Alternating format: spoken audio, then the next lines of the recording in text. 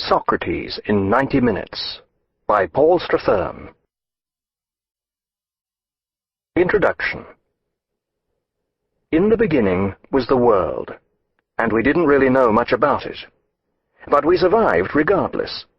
The original philosopher was the puzzled Neolithic who questioned this state of affairs. What on earth was going on? What was it all about? For countless millennia, the answers we came up with were not philosophy. They consisted of superstition, fairy tales, and religion. The first people to come up with philosophical answers, that is, those who used reason and observation, unclouded by metaphysical mumbo-jumbo, were the ancient Greeks in the 6th century BC. Precisely why this major step in human evolution should have taken place at this time on the obscure shores of the Aegean remains a mystery.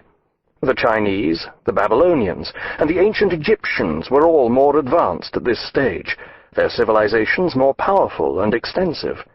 They also had superior practical technology and knew far more about mathematics. The intricacies of silk manufacture, pyramid building, and the ability to predict eclipses were well beyond Greek capacities, and compared with the theological sophistications of the Chinese, Babylonian, and ancient Egyptian religions, the ancient Greeks' collection of primitive myths about the behavior of the gods on Olympus was laughable. This was religion retarded in its infantile stage of development. Only when it matures does religion require human sacrifice. But this childish state of affairs may well hold the key to the mystery, at least in part. Without it, the miraculous flowering of ancient Greek culture, which is still recognizable as the foundation of Western culture, may never have occurred.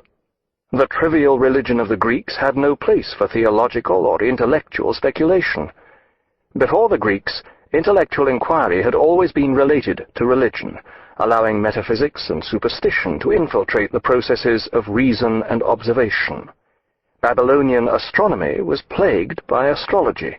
Egyptian mathematics was permeated with religious superstition. When the ancient Greeks began to ask intellectual questions, they were unencumbered by such ballast. Their thoughts soared free in a real world.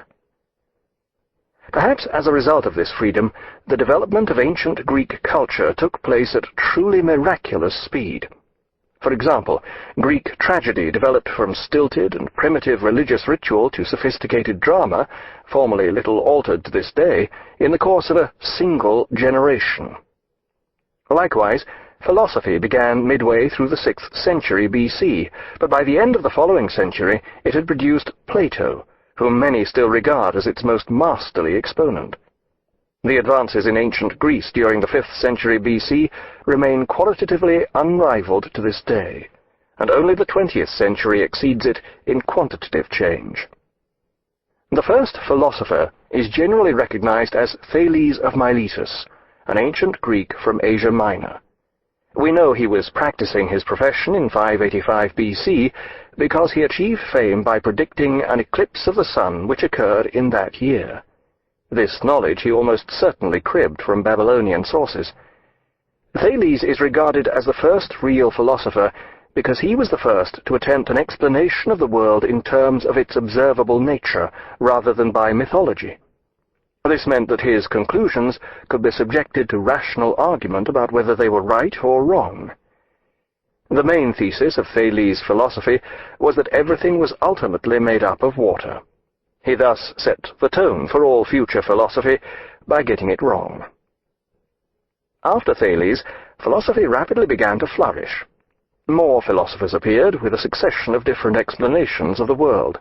It wasn't made of water, it was made of fire. Then air, then pieces of light, and so on.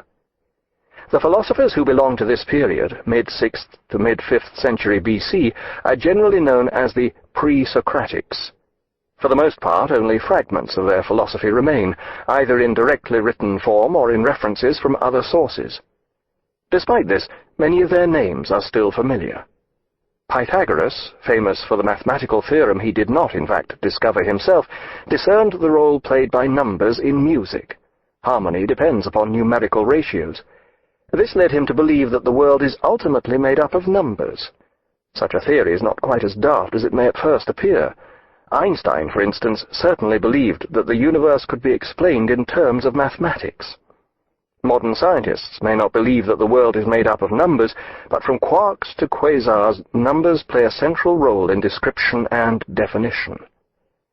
Another pre-Socratic philosopher who anticipated modern science was Democritus, who believed the world was made up of atoms. It was to be more than 2,000 years before scientists came round to this point of view. Anaxagoras was the first Athenian philosopher, though it's almost certain he was originally an import, shipped in from Ionia, Asia Minor, by Pericles to raise the tone of Athenian education. Anaxagoras was very much a minor philosopher. He reversed the trend of explaining the world in terms of a single substance, claiming rather that it consisted of an infinite number of substances. Indeed, everything contained a bit of everything else. As a result of this mélange, he was forced to argue that even plants had a mind of their own, that snow was partly black, and that water contained elements of dryness. Despite these anomalies masquerading as ideas, Anaxagoras is important. It was he who introduced philosophy to Athens, and he was also the man who introduced philosophy to Socrates. Anaxagoras was Socrates' teacher. According to one source, Anaxagoras also taught Pericles, who went on to become the driving political force behind Athens' golden era, mid-440s BC to the end of the 430s BC. This period saw the construction of the Parthenon, the great era of Greek tragedy, the sculpture of Phidias, whose Zeus became one of the 7 wonders of the ancient world, and the emergence of classical philosophy with Socrates. What part, if any, Anaxagoras had in influencing Pericles is not known. What is known is that Anaxagoras claimed the sun was a huge, super-hot rock, and the moon was made of earth. For expressing such ideas, ironically his only ones that came close to the truth, Anaxagoras was prosecuted for impiety and forced to flee Athens for his life. This is the first real evidence of philosophy being taken seriously. It was dangerous.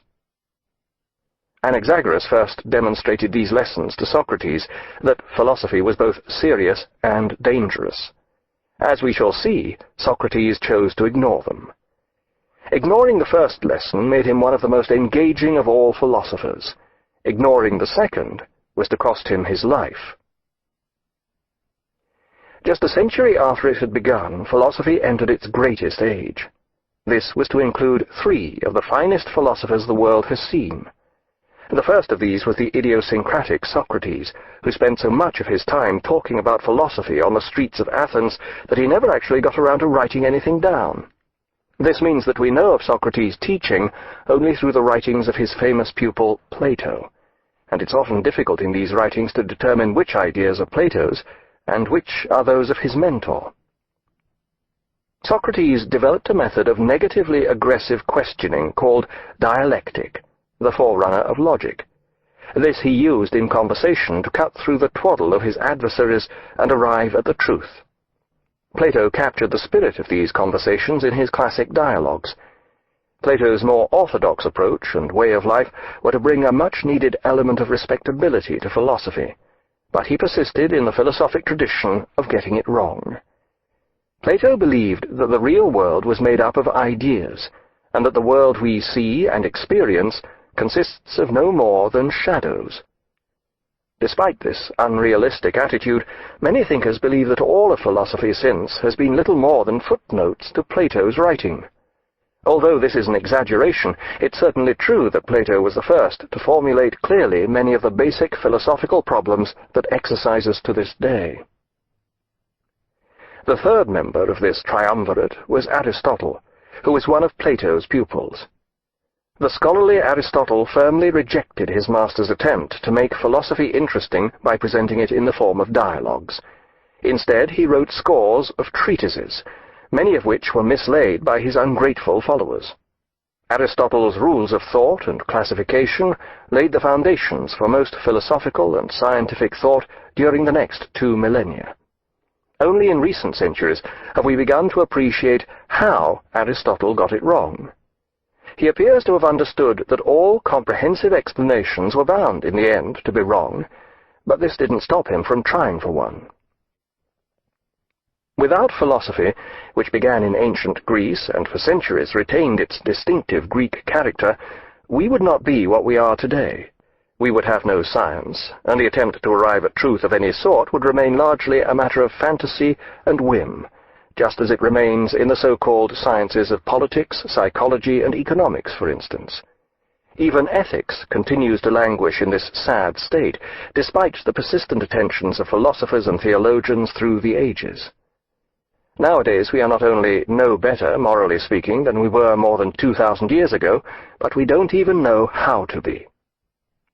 It has taken philosophers 25 centuries of getting it wrong to conclude that getting it wrong isn't the point.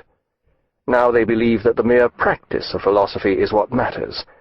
Thus, philosophy has become an activity, like wine tasting or tax evasion, with similarly ambiguous effects on the practitioner. For the first time in the history of philosophy, the attempt by any individual to construct a philosophy as such, that is, one of his own, has become redundant. The tradition of Plato, Kant, Ehrensvard, and Wittgenstein has come to an end. This tradition of reason and observation, which attracted some of the finest minds the world has known, first grew to maturity with Socrates.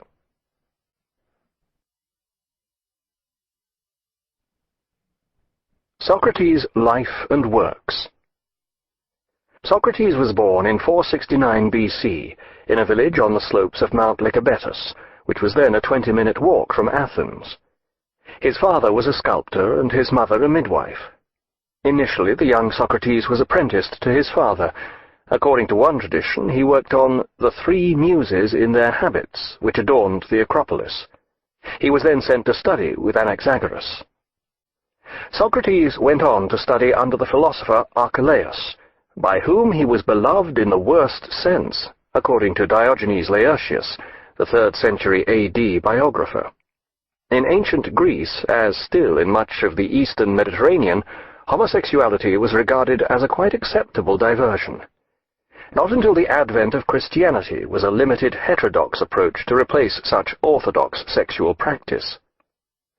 So while Anaxagoras was forced to flee Athens in fear of his life for teaching his pupils that the sun was a radiant star, Archelaus remained free to indulge in more than intellectual intercourse with his pupils.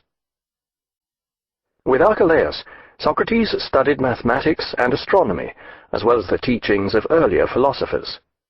Philosophy had been pursued for just over a century, and was very much the nuclear physics of the age. Indeed, the world of philosophy, which consisted entirely of water, then fire, then points of light, and so on, bore as much relation to the real world as the world of modern nuclear physics bears to our own everyday reality. We scarcely regard our encounters with mesons as the highlight of our daily existence, and one suspects that the ancient Greeks had a similarly blasé attitude toward the latest revelation that their world was in fact a goldfish bowl, a furnace, or a fireworks display. Socrates soon decided that these speculations about the nature of the world were of no possible benefit to humanity. For an ostensibly reasonable thinker, Socrates was curiously anti-scientific. Here he was almost certainly influenced by one of the greatest pre-Socratic philosophers, Parmenides of Elea. During his youth, Socrates is said to have met the aging Parmenides and learned much from him. Parmenides resolved the conflict between those who believed the world was made up of a single substance, such as water or fire, and those, like Anaxagoras, who believed it consisted of a great many substances. He overcame this conflict by the simple method of ignoring it. According to Parmenides, the world as we know it is merely an illusion. It doesn't matter how many things we think it is made of, because it doesn't exist. The only true reality consists of eternal being, which is infinite, unchanging, and indivisible. For this being, there is no past and no future. It subsumes the entire universe and everything that can possibly happen in it. All is one was Parmenides' basic principle. The ever-changing multiplicity we observe is merely the appearance of this static, all-embracing being. Such an attitude to the world is scarcely favorable to science. Why bother with the workings of the world when they are nothing but an illusion? In these early days, philosophy was considered the study of all knowledge. In Greek, philosopher means lover of wisdom. Mathematics, science, and cosmology did not exist as such. For centuries they were considered part of philosophy. As late as the 17th century, Newton called his masterpiece on gravity and the workings of the universe Philosophicae Naturalis Principia Mathematica, the mathematical principles of natural philosophy. Only through the years did philosophy come to be regarded by many as the study of metaphysical, and thus unanswerable, questions. Whenever philosophy actually found the answers to questions, it ceased to be philosophy and became something else, a separate subject such as mathematics or physics. The most recent example of this is usually considered to be psychiatry, which claimed to answer a number of questions and immediately set up shop as a separate science. In fact, it does not fulfill the philosophic requirements of a science which demands a set of principles that can be tested by experiment, requirements not fulfilled by the inexactitudes of paranoia, psychoanalytic cures for dementia, and other forms of psychopathic disorder. In Socrates' time, this entire field was of course considered part of philosophy, and philosophers were popularly regarded by the citizens of Athens much as the public today regards psychiatrists. Socrates' attitude toward philosophy was certainly psychological in the original sense of the word.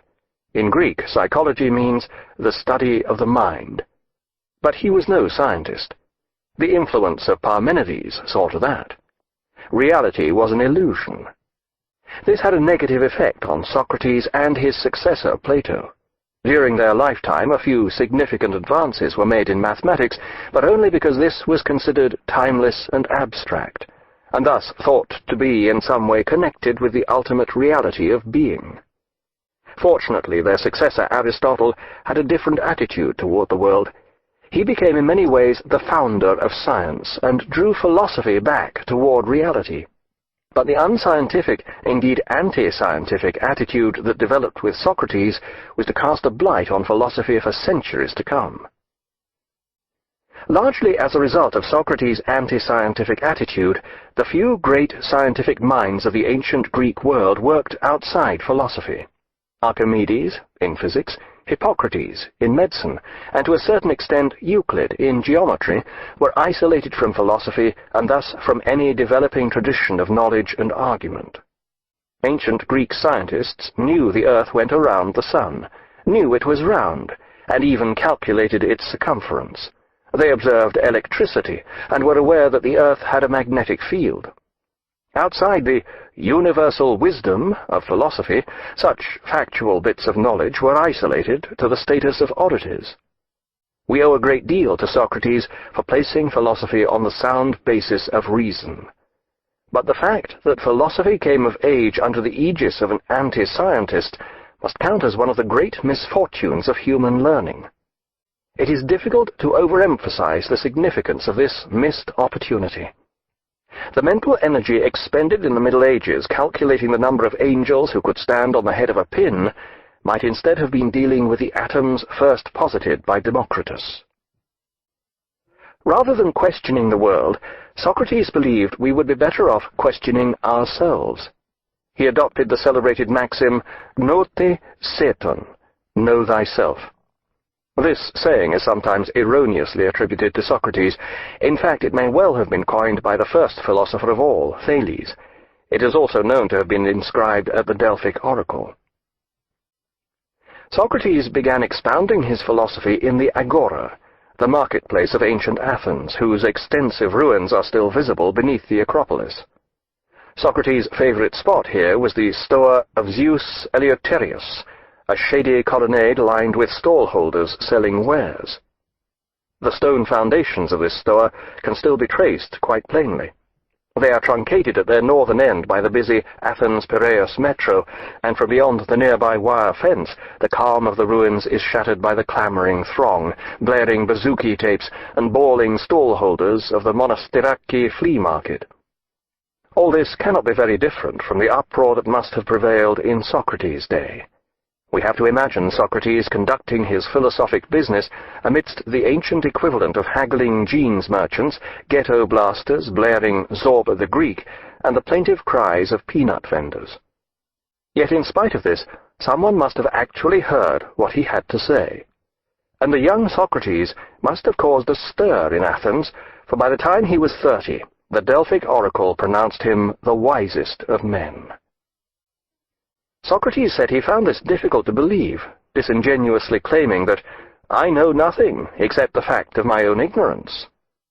In order to discover whether there was any truth in the oracle's pronouncement, Socrates set about questioning the other wise men of Athens, trying to discover what they knew. Socrates was a past master at exposing cant and erroneous beliefs. He would claim he knew nothing and demand of his adversary precisely what it was that he knew. While his adversary explained, Socrates would prick the bubble of his illusions by asking pointed questions. Not for nothing did Socrates become known as the gadfly of Athens. But his method of questioning was much more profound than it often at first appeared. Socrates would seek to clarify the debate by starting from first principles. This meant defining the basic concepts upon which his adversary's ideas rested, exposing inconsistencies, and particularly pointing out the consequences of such ideas. But Socrates also had a keen eye for human absurdity, and was not above reducing his adversary to a laughing stock. Judging from all accounts, he must have been an infuriating conversational opponent, slippery, brilliant, and devious. And there's no doubt that this smart-aleck aspect of Socrates' character earned him more than a few enemies, as well as gaining him a popular following among the iconoclastic youth of his day. It wasn't long before Socrates had demonstrated to his own satisfaction that the so-called wise men of Athens, in fact, knew nothing, just like him. So he concluded that the Delphic oracle had been right. He was the wisest man, because he knew that he knew nothing. Socrates may have been rational and iconoclastic in his approach, but in certain ways he remained very much a creature of his age. Despite all the banter, Socrates seems to have believed that the Delphic oracle spoke with the voice of the gods. He also firmly believed that the soul is immortal and imperishable, and after death our souls continue to exist in another world. Although most of the time he held little truck with superstitious reverence for the gods and the soap opera of their mythology, he certainly believed there was a god of some sort. The reason he gave for this was that everyone appeared to believe in a god of some sort, a curious reason coming from someone who spent his life trying to disabuse people of erroneous thought processes. But Socrates' philosophy was not all concerned with thought processes and analytical method. It also put forward a number of positive proposals, which means he may well have had to endure a taste of his own critical medicine on occasion. In Plato's dialogue, the Phaedo, the character Socrates puts forward a theory of forms. Many consider this to be Plato's own theory, which he is merely expressing through the mouthpiece of Socrates. But when Plato wrote the Phaedo, all the other characters who appear in this dialogue were still alive. It can thus be assumed that unless Plato wished to spend a lot of his time in the courts, the views put forward by these characters are what they actually believed, and as such they are likely to have discussed them with the actual Socrates. Having based so much of the dialogue on factual sources, it seems unlikely that Plato would then have introduced a fictitious Socrates spouting views he never held. Plato also stresses that Socrates frequently put forward these values. Despite such evidence, the theory of forms is usually attributed to Plato. All this goes to show the difficulty of attributing anything to someone who doesn't write anything down, perhaps one reason why so many of us cleverly adopt this ploy. One thing is certain about the theory of forms: neither Socrates nor Plato was the first to think of it. This feat is generally credited to Pythagoras. As we have seen, Pythagoras' studies of musical harmony led him to believe that the world was ultimately made up of numbers. But Pythagoras' conception of numbers was in many ways closer to our notion of form. According to Pythagoras, these abstractions, number, form, were the ultimate reality. They were the changeless abstract ideas from which the concrete, ever-changing particulars of the world were formed. As is evident, this also echoes Parmenides' idea of the ultimate reality consisting of being, the ultimate entity that gives rise to the bits and pieces of our illusory world. In the Phaedo, Socrates describes the nature of the world of forms, or numbers, or ideas. The Greek word he uses is eidos. This is the generic root of our word idea, and it can variously be translated as form, idea, or figure, where the notion of number and form actually coincide. According to Socrates, the world of forms is not accessible to our senses, only to thought. We can think of such ideas as roundness and redness, but we do not perceive them. We only perceive a particular red ball. This is created out of the ideas of redness, roundness, elasticity, and so on. But how is this done? According to Socrates, particular objects receive their qualities by participating in the ideas from which they derive.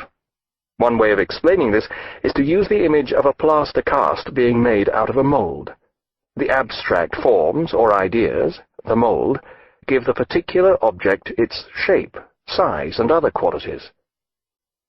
The world of forms is the only real world and is universal.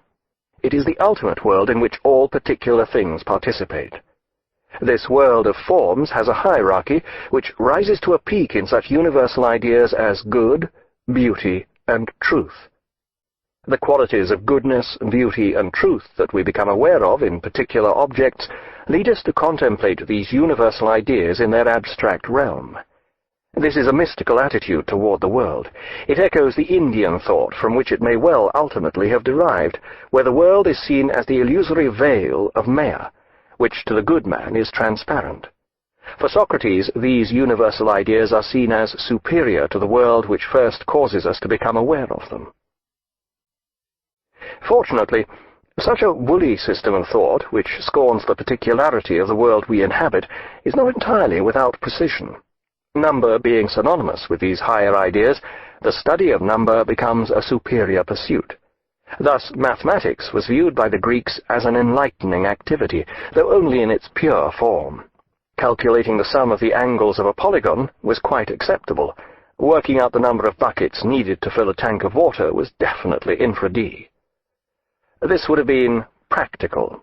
That is, it might have proved useful in the grubby world of particulars which we are forced to inhabit. Inevitably, such an attitude viewed science as beyond the pale. This attitude was to persist throughout Western culture, and elements of it are still detectable even today. Socrates grew up in the age of Pericles, when Athens was the strongest and most civilized city-state in the Hellenic world. Its advances influenced the entire course of human development. Besides its more concrete monuments, this era also witnessed the flowering of democracy as well as the consolidation of genuine mathematical and scientific thinking, and with Socrates it marked the coming of age of philosophy. The era of comparative peace that had marked the Periclean age came to an end with the outbreak of the Peloponnesian War in 431 BC. This ruinous struggle between the quasi-democratic naval empire of Athens and Philistine militaristic Sparta continued for more than a quarter of a century. The war and its political repercussions played a continuing and crucial role in Socrates' life. It is worth remembering that what now appears to us as boringly sane and reasonable in his philosophy was conceived against an ever-changing background of bigotry, chicanery, and fear. Socrates' search for personal truth was conducted in an age of changing values and ebbing certainties, whose moral climate we would find all too recognizable. Upon the outbreak of the Peloponnesian War, Socrates was called to service as a hoplite, private, third class, with shield and sword. There are many conflicting accounts of Socrates' life, but one thing everyone seems to agree upon is his appearance. Socrates was one of the ugliest men in Athens. He had spindly bow legs, a paunch, his shoulders and neck were hairy, and he was bald. His pate was said to be knobbly. He was also famous for his broad, snub nose, bulging eyes, and protruding lips.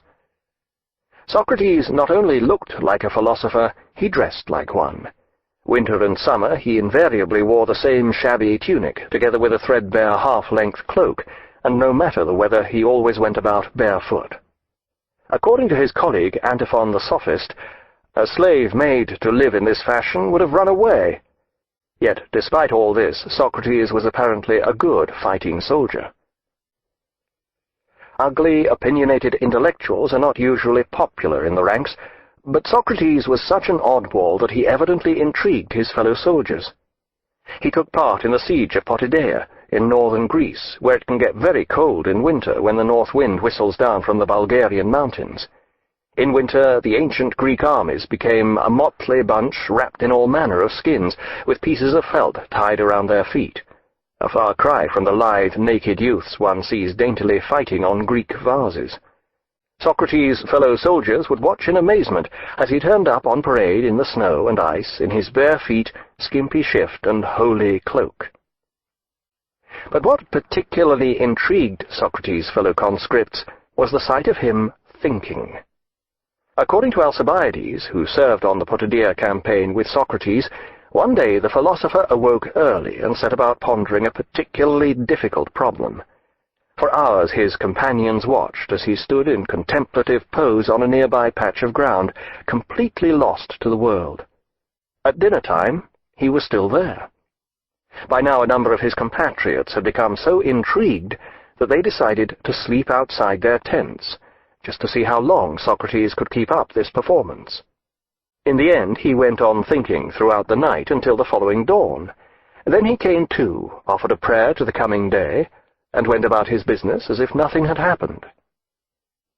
This is just one of several stories concerning Socrates' ability to lapse into a deep trance, and it has prompted a number of commentators to suspect that he suffered from a form of catalepsy.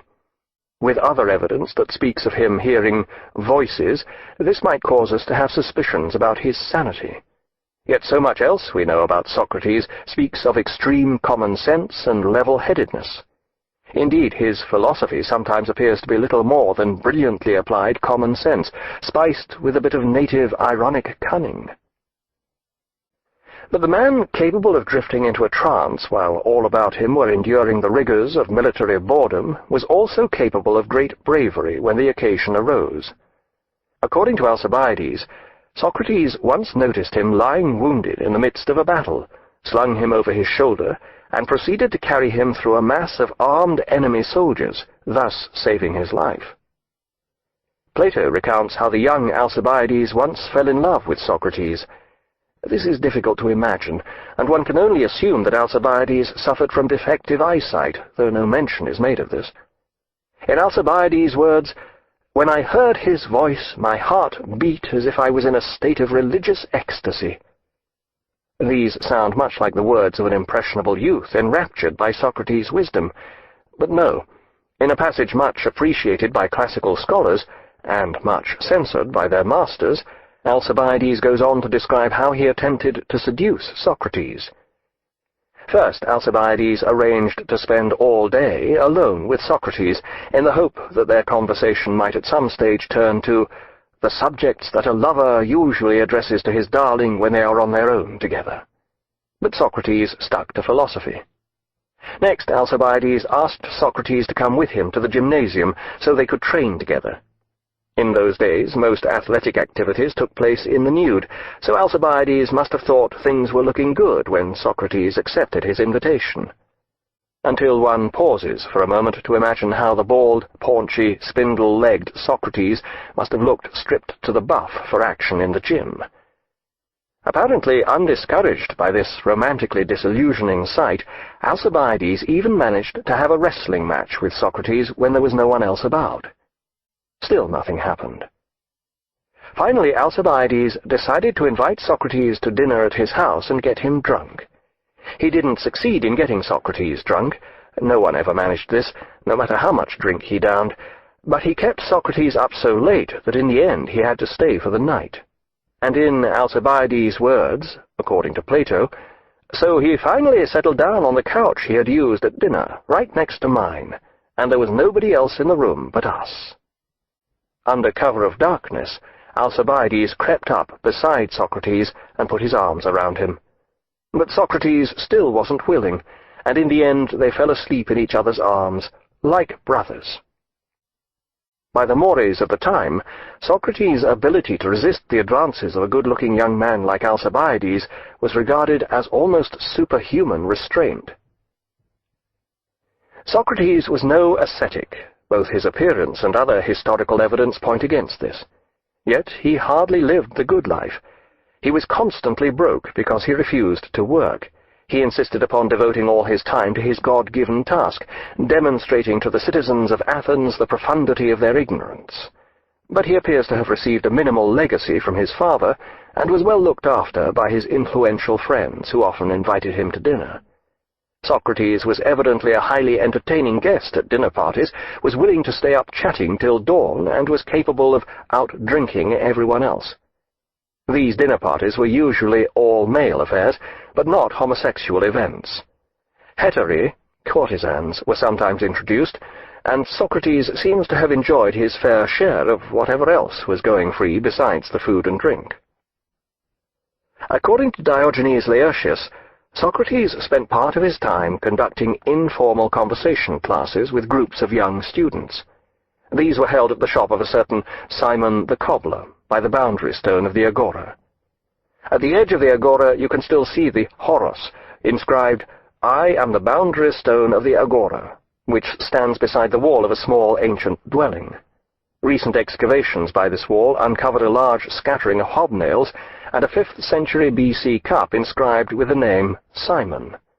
Miraculously, what had been discovered was the very shop where Socrates taught. A few years ago, when I was in Athens, I visited this spot.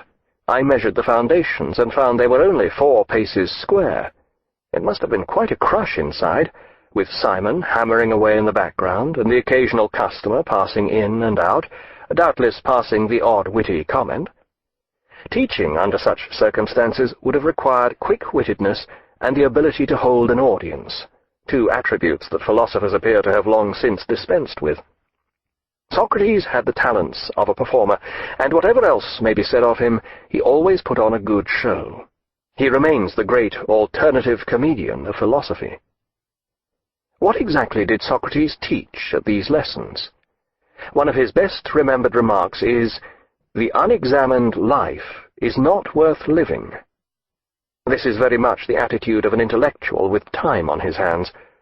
The Greek city-states were probably the first societies to produce something resembling an intellectual middle class, with a degree of independence, due to democracy, and a degree of leisure, due to slavery. The Greeks had time to pursue their thoughts for their own sake, and arrive at their own conclusions. Original thought of any kind requires idleness, a fact often overlooked by earnest, industrious mediocrities. Socrates believed that a person's true self was his soul, psyche.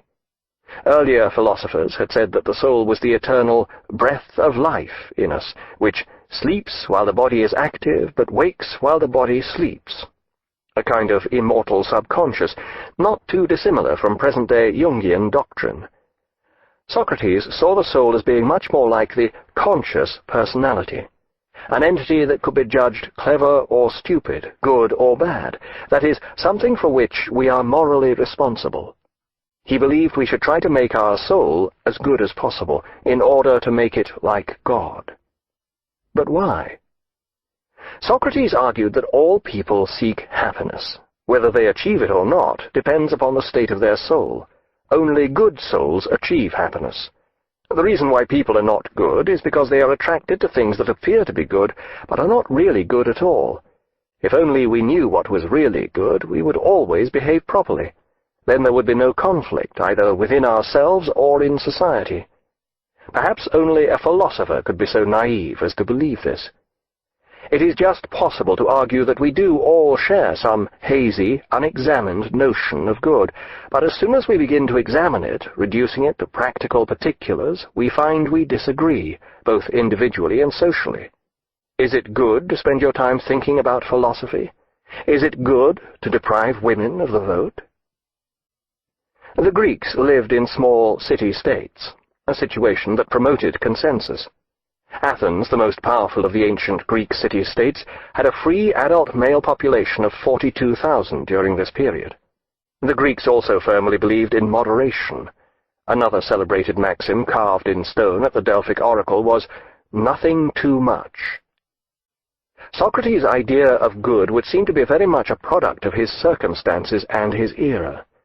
The total population of Athens during this period, including women, children, foreigners, and slaves, was probably around 250,000. Whether the disfranchised majority in Athens believed they were unhappy because of the bad state of their souls is a different matter. At the age of 50, Socrates married Xanthippe. Chauvinist history paints Xanthippe as a shrew, but life with Socrates cannot have been easy. Imagine living with someone who spent his days arguing in the streets and never earned a penny, who came back at all hours after drinking with his friends, still with no money, and like all philosophers was an object of public ridicule throughout the neighborhood. In the largest collection of contemporary Athenian jokes which has come down to us, almost a quarter feature a philosopher as the fall guy. Xanthippe is credited with being the only person who could get the better of Socrates in an argument. Yet, as is often the case in such stormy relationships, the evidence suggests that Socrates and Xanthippe were very close. She had 3 sons by him, none of whom appears to have learnt much from his father. According to all reports, they lived normal lives. Despite Xanthippe's nagging and disapproval of her husband's behavior, she appears to have been fully aware that she was married to an exceptional human being. She stood by him unquestioningly in his time of need, and was deeply moved at his death.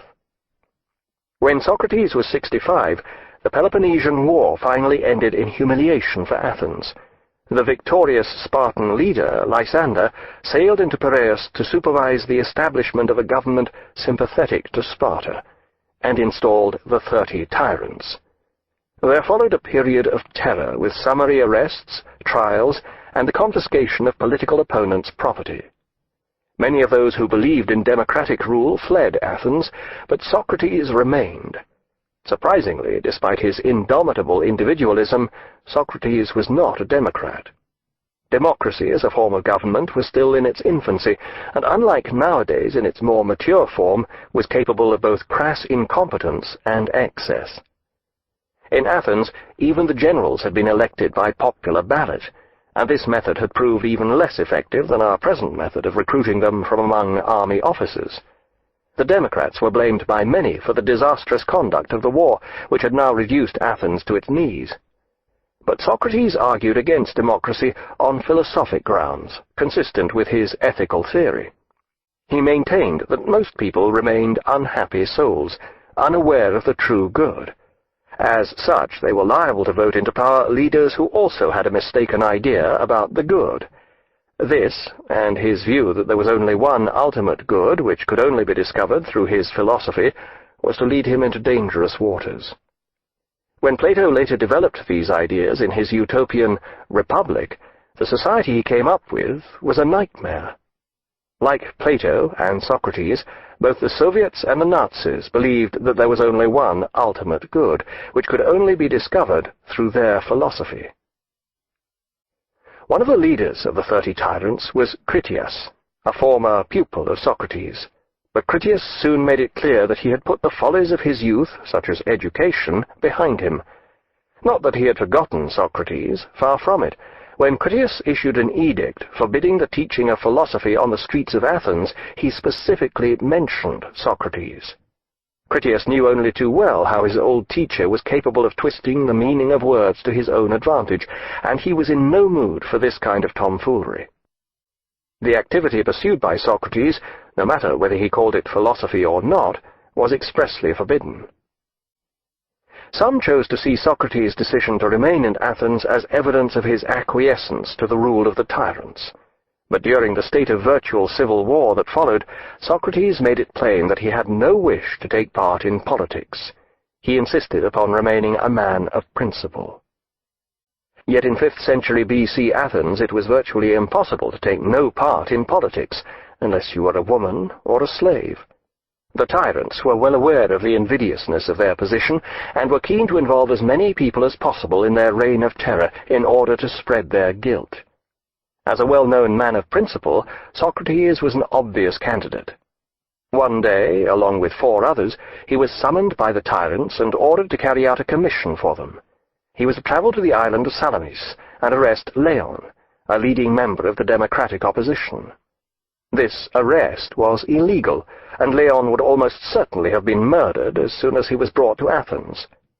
Regardless of the consequences, Socrates ignored his illegal orders and simply returned home. This decision would probably have cost Socrates his life, but for a series of unforeseen developments. Critias was killed, and shortly afterward the 30 tyrants were deposed. The tyrants were replaced by democrats, who in turn also had it in for Socrates. But in order to heal the wounds of the civil war, a general amnesty was declared, and Socrates was safe. Also it appeared. In 399 BC, he was arrested on charges of impiety and corruption of the young. The man behind these charges was a leading democrat named Anytus, who held a long-standing grudge against Socrates. Several years earlier, Anytus's son had become a pupil of Socrates and had soon been persuaded by his teacher that he was better off living the philosophical life than going into the family tanning business. The charges against Socrates were an obvious sham, but they involved the death penalty. This seems a bit excessive. Socrates was certainly unpopular, like any intellectual who argues for unpopular causes on grounds of principle, but the death penalty, for a 70-year-old man? There remains a certain mystery about these charges and the consequent proceedings, and it seems unlikely they will ever be fully explained. I say mystery rather than secret, for it seems pretty obvious that everyone in Athens knew what the affair was really about.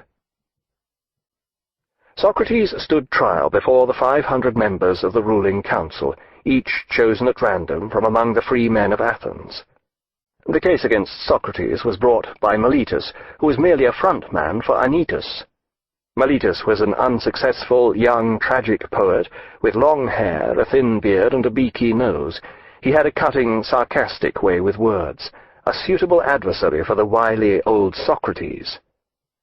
Meletus put the case for the prosecution, ending with a demand for the death penalty. It was now up to the accused to defend himself. Here, Socrates seems to have misjudged the seriousness of the situation, and he began treating the court as if it were taking part in one of his philosophical conversation classes. Some of the council were amused, but many were not. In the end, the vote went against Socrates, 280 to 220 in favor of the death penalty. It was now up to Socrates to put forward a counter-proposal for a lesser sentence. Still, he refused to take the trial seriously. The charges against him were ludicrous, and he knew it. Socrates suggested that instead of being punished, he should in fact be honored for all he had done for the city.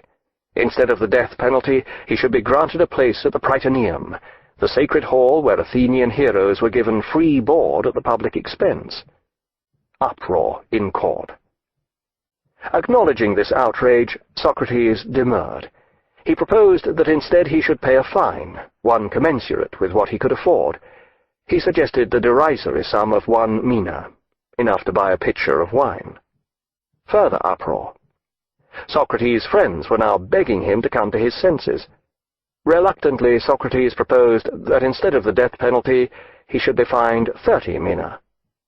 By now the council had had enough. This time they returned a verdict of 360 to 140 in favor of the death penalty. There is more than a hint of pig-headedness in Socrates' attitude to all this. Did he seriously believe the court would recognize his worth and release him, or was he determined to die? Had he suggested a sentence of exile, the court would certainly have agreed, and Socrates would have been comfortably supported in exile by his friends. It would appear that Socrates harbored a desire for martyrdom, if only subconsciously. Socrates should have been taken from the court and his sentence carried out forthwith, but on the day before the trial, the sacred galley had set out on its annual voyage to the island of Delos, more than 100 miles away across the Aegean. No executions were permitted until its return, so Socrates was manacled and taken to the state prison. The precise outlines of this prison may still be seen 100 yards southwest of the present ruins of the Agora, amidst a patch of uneven waste ground littered with ancient stones and old foundations. The cell and inner bathhouse where Socrates was confined are directly on the right as one enters. and it was here that he received his friends during his last days. On this insignificant piece of earth, 6 paces by 6 paces, occurred the scenes described by Plato in his finest dialogues, masterpieces of ancient Greek literature worthy of comparison to Homer and the tragedies. The hero of these dialogues remains himself throughout, utterly human, wise, and infuriatingly admirable, much as one imagines he intended.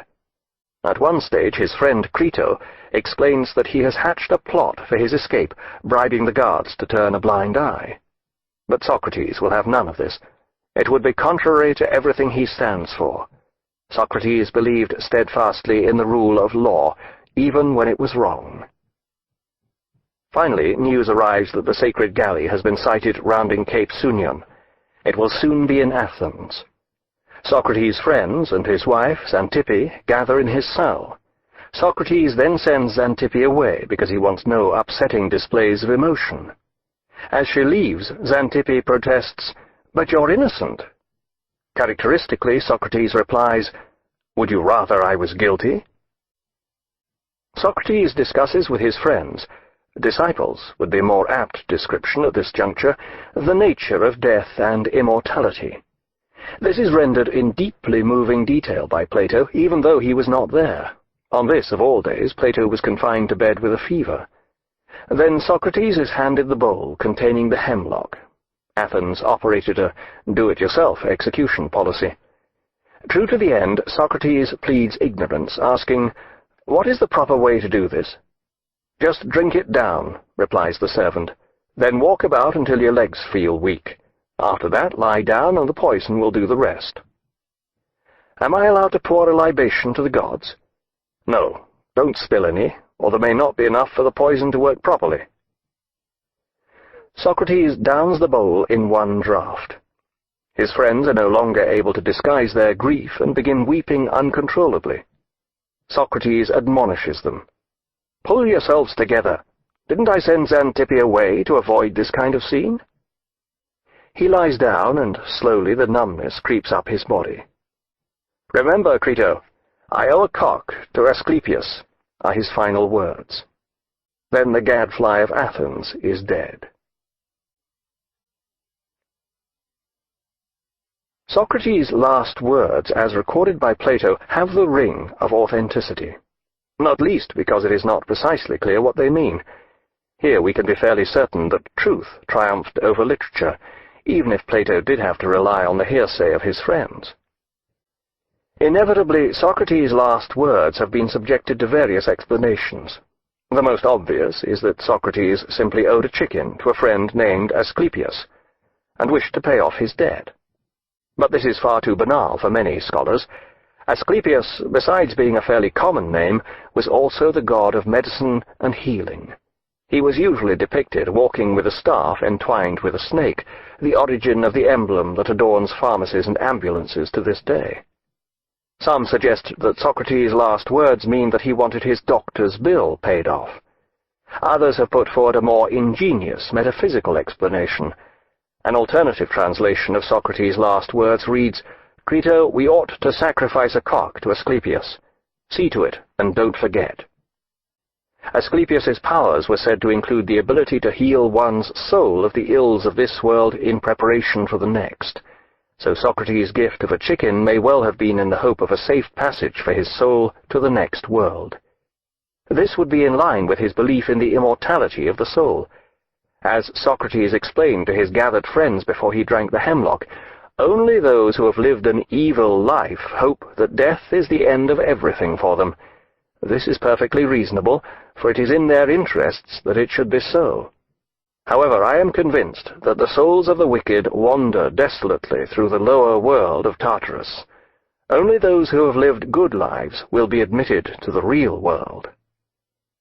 Socrates was man enough and philosopher enough to admit an element of uncertainty on this point.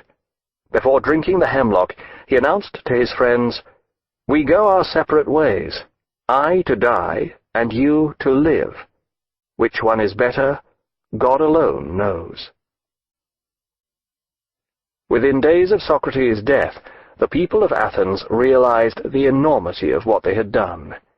A period of mourning for Socrates was declared. Gymnasia, theatres, and schools were closed. Miletus was condemned to death, and Anytus was banished. Later, a bronze statue of Socrates by Lysippus was erected on the Sacred Way, somewhere for the unemployed to gather beneath their noblest protagonist. This is all very honourable, and would appear to reflect well on the citizens of Athens, but to me it suggests that Socrates was merely a pawn in some deeper political contest. In the overall game, Socrates, as usual, won hands down, or we wouldn't be reading about him today. Afterward. The elusive Socrates. We know about Socrates from two main sources, Plato and Xenophon, both of whom were pupils of Socrates. Plato went on to become a philosopher, recording his philosophy in his masterly dialogues, a large number of which feature Socrates. Xenophon, on the other hand, became a soldier whose military career was such a disaster that he turned to writing instead. One of his best-known works is his Memorabilia, which describes Socrates. Unfortunately, these two first-hand sources present us with two different pictures of Socrates, which only occasionally overlap. Xenophon was conservative by nature, and was outraged that his old teacher should be accused of corrupting the youth of Athens. His defensive portrayal of Socrates contains a wealth of anecdotal detail, but very little actual philosophy. Indeed, sometimes Socrates scarcely appears to be a philosopher at all. In one of Xenophon's dialogues, Economicus, Socrates turns up as a character, but is mainly concerned with offering advice on how to look after a garden.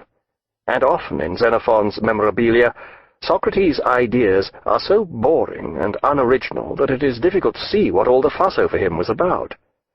Such a man should certainly never have been prosecuted for preaching subversive ideas, but such a man was also never a great philosopher.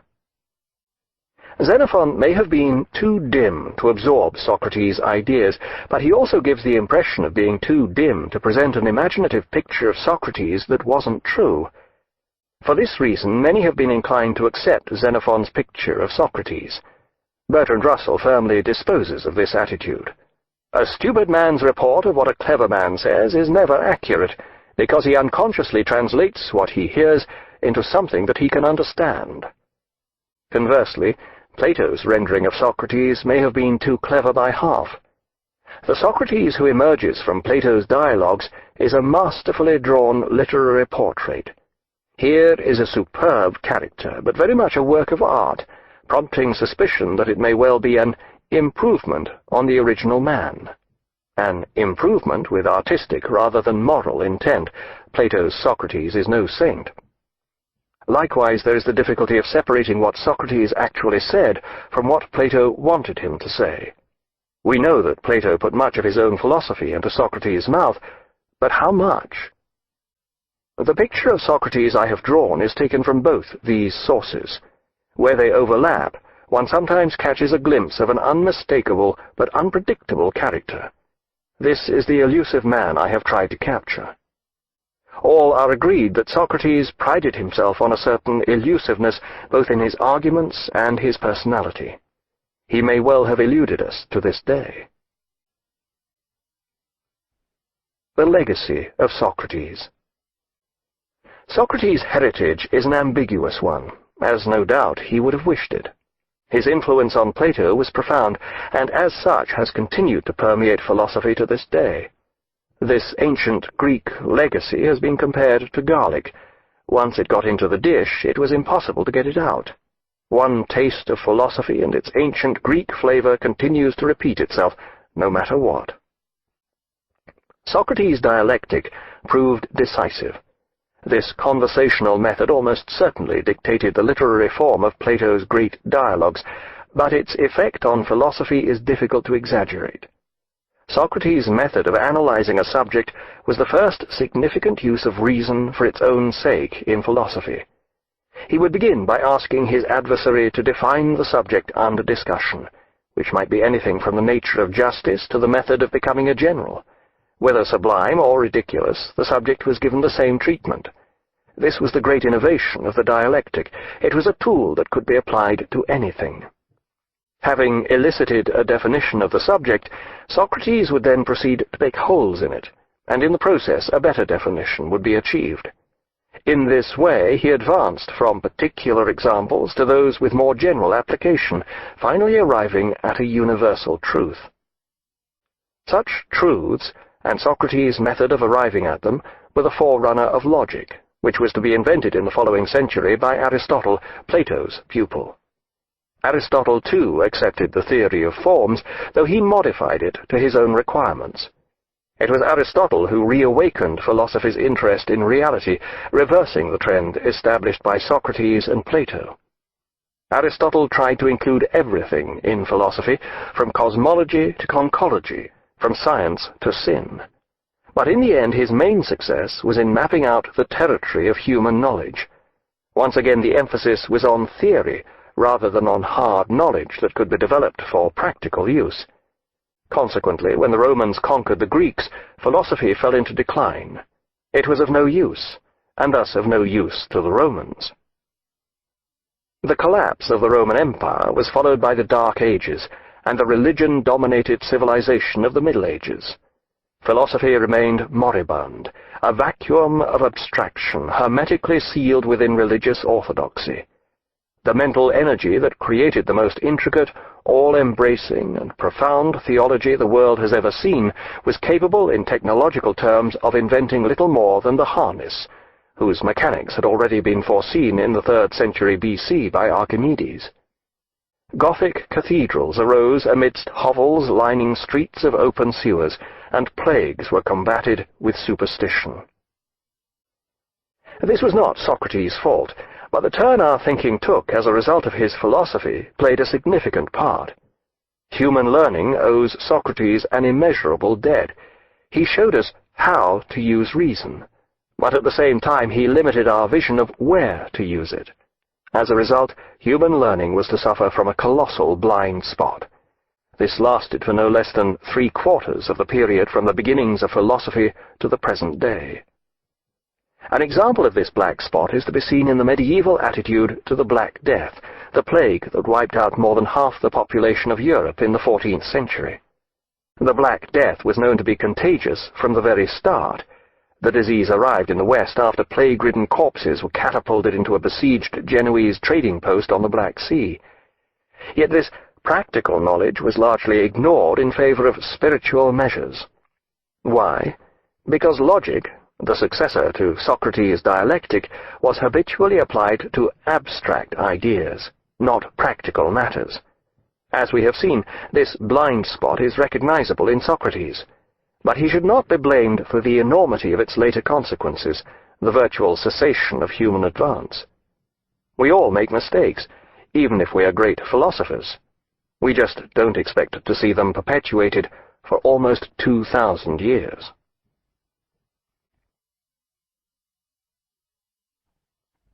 Some observations attributed to Socrates. As Socrates wrote nothing down, it seems only fair to begin with a quotation that explains why he did this. Knowing nothing, what could I write down? He goes on to explain. Once there was an ancient Egyptian god called Thoth. He invented numbers, geometry, astronomy, dice, and writing. One day Thoth went to see Themis, the king of Upper Egypt, and began to show him all he had invented. When Thoth reached the alphabet, he explained, "This is an invention which will greatly improve the wisdom and memory of your people." But the king replied, "Oh, ingenious Thoth, your alphabet will have exactly the opposite effect from the one you claim. As soon as Egyptians begin to rely upon written wisdom, they will stop using their memory and call things to mind not by using their own internal resources as they should, but by using these external signs." Plato, Phaedo, 274-275. After referring to his mother, who was a midwife, Socrates explains his philosophical method, likening it to her work. The obstetrics which I practice is the same as that of all midwives, except that they practice on women, while I do so on men. They deal with the body, and I deal with the mind. I myself am empty of wisdom, which is why the god Apollo makes me attend to the wisdom of others, and prevents me from giving birth myself. Plato, Theaetetus, 149a, 150c. A few quips and anecdotes. The unexamined life is not worth living. Plato, Apology, 38a. Dear Agathon, it is truth you cannot contradict. You can easily contradict Socrates. Plato, Symposium, 201d. A foreigner who knew about faces once passed through Athens. When he encountered Socrates, he told him straight away that he was a monster, that within him he harbored all manner of vices and evil desires. Socrates merely replied, "You know me, sir." Quoted by Nietzsche, Twilight of the Idols. The problem of Socrates. Someone asked Socrates whether he should get married or not, and received the reply, "Do as you please, since whatever you do, you will regret it." Diogenes Laertius, Lives of the Eminent Philosophers, 2-3. Socrates at work. Once more Aristippus asked Socrates if he knew anything beautiful. He replied, "Many things." "Do they all resemble each other?" inquired Aristippus. "Some of them are as unlike each other as it is possible to be." "But how can what is beautiful be unlike what is beautiful?" Socrates replied, "Because one man who is beautifully formed for wrestling is likely to be different from another who is formed for running, and a shield that is beautifully formed for defense is as unlikely as possible to a dart that is beautifully formed for being aggressively and swiftly hurled." Xenophon, Memorabilia of Socrates, 8-4. Socrates at his trial explains the reason for his unpopularity. He recalls that the Delphic oracle, which speaks for the god Apollo, once pronounced him the wisest among men. "When I heard of this, I said to myself, what can the god mean? For I knew I had no wisdom, and yet I also knew the god did not lie. After meditating for a while on this question, I decided to see if the pronouncement of the god could possibly be true. If I could just find one man who was wiser than myself, then I could refute the god. So I went along to see someone who had the reputation of being wise. I need not mention his name. He was a politician, and the result of our meeting was as follows. When I started talking with him, I couldn't help thinking that he wasn't really very wise at all, although he was thought wise by many, and thought even wiser by himself. Thereupon I tried to explain to him that he only thought he was wise, but wasn't really wise at all. As a result, he hated me, and this enmity was shared by several people who were present and heard what I had said. So I left him, saying to myself as I went, "Well, although I don't suppose either of us knows anything really beautiful and good, I am better off than he is, for he knows nothing and thinks that he knows something. I neither know nor think that I know anything. It looks as if perhaps I do have a slight advantage over him." Then I went to another, who had still higher pretensions to wisdom, and my conclusion was exactly the same, whereupon I made another enemy. Plato, Apology, Chapter 6. Socrates, on the morning of his death in his condemned cell, speaks with his gathered friends of the soul, truth, and immortal wisdom. It appears there is a narrow path which brings us safely to our journey's end, with reason as our guide. As long as we have a body, and this evil can mingle with our soul, we shall never completely attain what we desire, namely truth. For the body is forever wasting our time with its demands. Whenever it is ill, it hinders us in our pursuit of real being. It fills us with passions, desires, fears, and all kinds of imaginings and foolishness. It is always preventing us from thinking properly. The body alone and its desires cause wars, social divisiveness, and battles. For the origin of all war is the desire for wealth, and we are forced to pursue wealth because we are enslaved by the wishes of the body. On account of all this, we have no leisure for philosophy. Even if we manage to free ourselves from the body for a while, and try to examine some matter, it hinders us at every step of our inquiry, causing confusion and trouble and panic, so that we cannot see the truth for it. Truly, we have learned that if we are to have any pure knowledge at all, we must be freed from the body. The soul by itself can see things as they truly are, Only after we are dead, it seems, can we gain the wisdom that we desire, and for which we claim to have a passion. But this cannot happen while we are alive, as my argument shows. For if it is impossible to have pure knowledge while we have a body, one or two things must be true. Either we can never gain any true knowledge, or we can only gain it after we are dead. For then, and only then, will the soul exist by itself, separate from the body. While we live, we come closest to true knowledge if we have no use for or communion with the body beyond what is absolutely necessary, and if we are not defiled by its nature. We must live pure of the body until God releases us. When we are thus pure and released from the follies of the body, we shall dwell, I imagine, with others who are pure like ourselves, and we shall of ourselves know all that is pure. Plato, Phaedo. Already it is time for us to part, for me to die, for you to continue living. Whichever of us takes the better course is unknown to anyone but God. Plato, Apology, 42a. Chronology of Socrates' life. 469 BC. Socrates born just outside Athens. Before 440 BC, Delphic oracle pronounces Socrates the wisest of men. Circa 430 BC, Socrates serves as hoplite, common soldier, in the Peloponnesian War, and saves life of Alcibiades at Battle of Potidaea. 423 BC, Socrates parodied in comedy by Aristophanes. Circa 420 BC, marries Xanthippe. During the ensuing decade, they have 3 sons. 406 to 405 BC, serves as member of the Legislative Council, Bull. 404 BC, refuses 30 tyrants' order to arrest Leon. 399 BC, charged with impiety and corruption of youth. Trial of Socrates, which ends in him being sentenced to death. Takes judicial hemlock and dies. Chronology of Socrates' era. 460s BC, Aeschylus, the first classical tragic dramatist at the height of his powers. 460 BC, outbreak of First Peloponnesian War between Athens and Sparta. Birth of Hippocrates, the traditional founder of medicine, on the island of Kos. 445 BC, end of First Peloponnesian War. Mid-440s BC, beginning of Golden Era in Athens under rule of Pericles. During this period, Athenian culture flourishes at its greatest.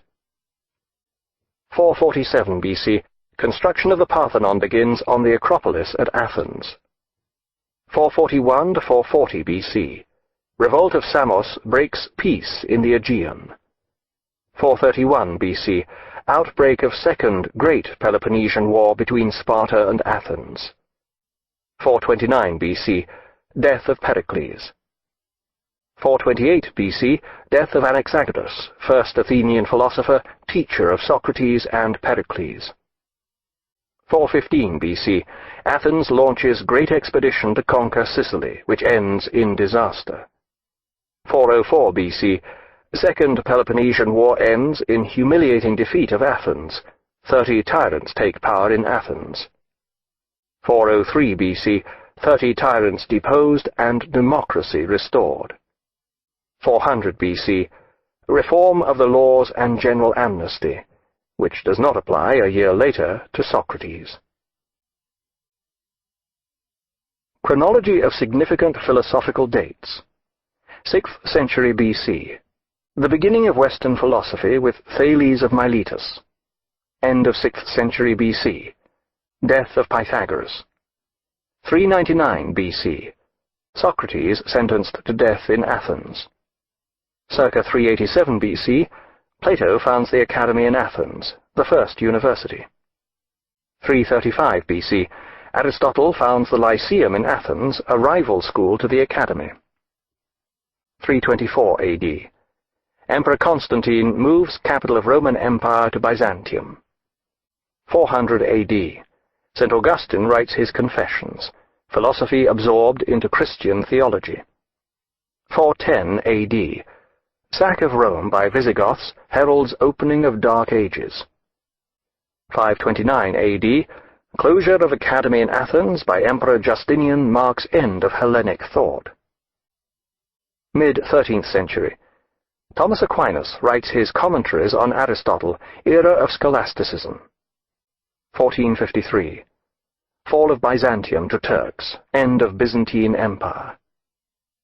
1492, Columbus reaches America, Renaissance in Florence and revival of interest in Greek learning. 1543, Copernicus publishes On the Revolution of the Celestial Orbs, proving mathematically that the Earth revolves around the Sun. 1633, Galileo forced by Church to recant heliocentric theory of the universe. 1641, Descartes publishes his Meditations, the start of modern philosophy. 1677, death of Spinoza allows publication of his Ethics. 1687, Newton publishes Principia, introducing concept of gravity. 1689, Locke publishes Essay Concerning Human Understanding, start of empiricism. 1710, Berkeley publishes Principles of Human Knowledge, advancing empiricism to new extremes. 1716, death of Leibniz. 1739 to 1740, Hume publishes Treatise of Human Nature, taking empiricism to its logical limits. 1781, Kant, awakened from his dogmatic slumbers by Hume, publishes Critique of Pure Reason. Great era of German metaphysics begins. 1807, Hegel publishes The Phenomenology of Mind, high point of German metaphysics. 1818, Schopenhauer publishes The World as Will and Representation, introducing Indian philosophy into German metaphysics. 1889, Nietzsche, having declared God is dead, succumbs to madness in Turin. 1921, Wittgenstein publishes Tractatus Logico-Philosophicus, claiming the final solution to the problems of philosophy. 1920s, Vienna Circle propounds logical positivism. 1927, Heidegger publishes Being and Time, heralding split between analytical and continental philosophy. 1943, Sartre publishes Being and Nothingness, advancing Heidegger's thought and instigating existentialism. 1953, posthumous publication of Wittgenstein's Philosophical Investigations, high era of linguistic analysis. This concludes the reading of Socrates in 90 Minutes by Paul Strathern, 1997. This book was read by Robert Whitfield. Unabridged record 2004.